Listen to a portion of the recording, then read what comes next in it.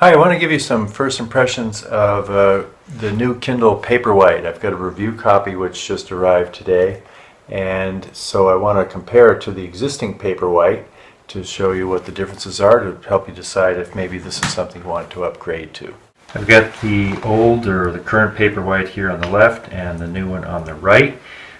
The screen is a little brighter on the right. I think from this vantage point it's maybe a little hard to see, so we'll zoom in and see if you can tell the difference.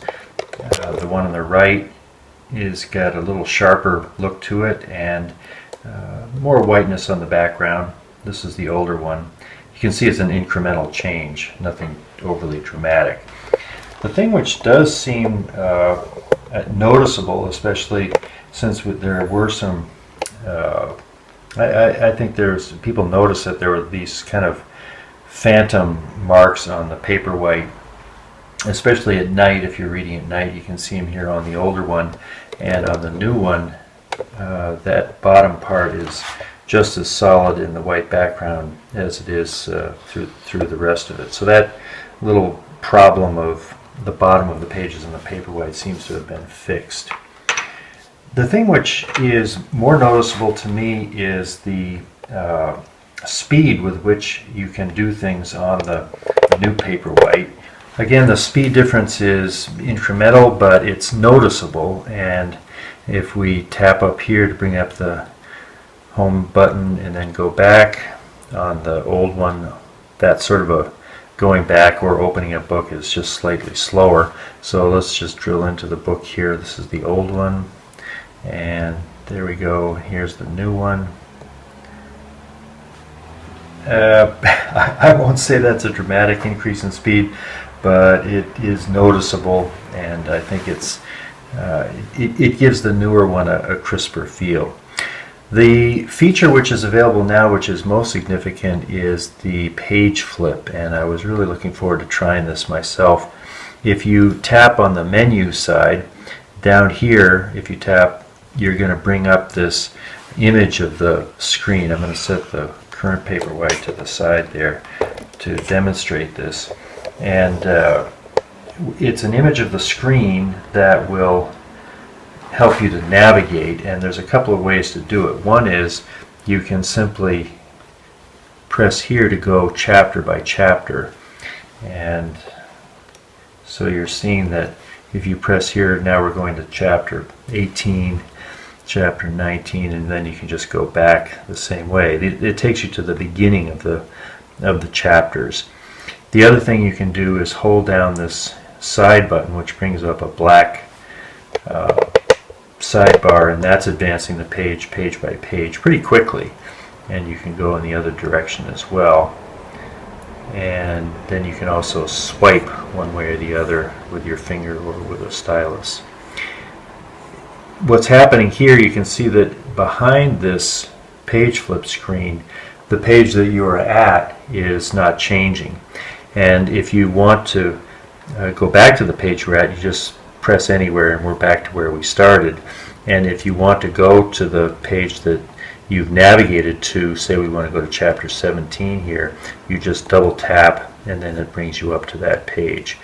So this is a nicely done improvement in the ability to move through a book pretty quickly. The other thing which I think is great is the vocabulary builder, and the way this works is if you look up a word, it automatically gets entered in this vocabulary builder, and it's like a flashcard system, so that these are 3 terms which I've looked up in a Nicholson Baker book, and if I want to check and see what the definition is, I tap there. There's a dictionary definition, and then what's pretty cool, I hadn't seen mentioned in the coverage up to now, is if you tap on the usage tab, it shows you the sentence where you highlighted the word while you were reading. So here's a sentence from Nicholson Baker's Traveling Sprinkler where I actually was looking up the word to begin with, and to go back to it, you just go back there. So when you think you've learned a word, you've got a chance to click Mastered, and if you still want to see it a few more times along with the other words that you've chosen to look up, and presumably this will fill in, and you'll get quite a list of flashcards in there. I think that's a pretty cool improvement and a way to, because touching on a word to see it in the dictionary is one of the pretty powerful things about reading ebooks that you can't do with a paper book. These are incremental changes, especially on the brightness of the screen and the speed, noticeable but not dramatic enough to justify buying the upgrading to the new Paperwhite. I think that the vocabulary builder and the page flip are certainly improvements. We might see those as software updates for the existing Kindles. A couple of features which we're not going to see until sometime closer to the end of the year are going to coordinate with Goodreads and also make the e-ink Kindle kid-friendly using the Kindle Free Time parental controls, and it'd be interesting to see what those look like. If you are somebody that loves to have the latest version of something, I think you'll notice and appreciate the improvements in this Paperwhite. And obviously, if you have an old Paperwhite, you could donate it to ebooks or troops.org, and we'll get it to a U.S. soldier deployed overseas.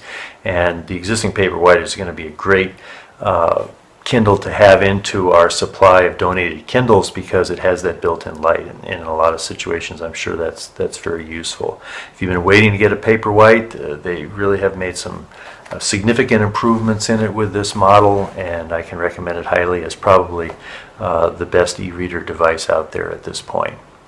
I'll have more on the new Kindle Paperwhite in this week's Kindle Chronicles podcast, which will be out by Friday, and you can find it at thekindlechronicles.com. Hope this has been helpful. Thanks for listening.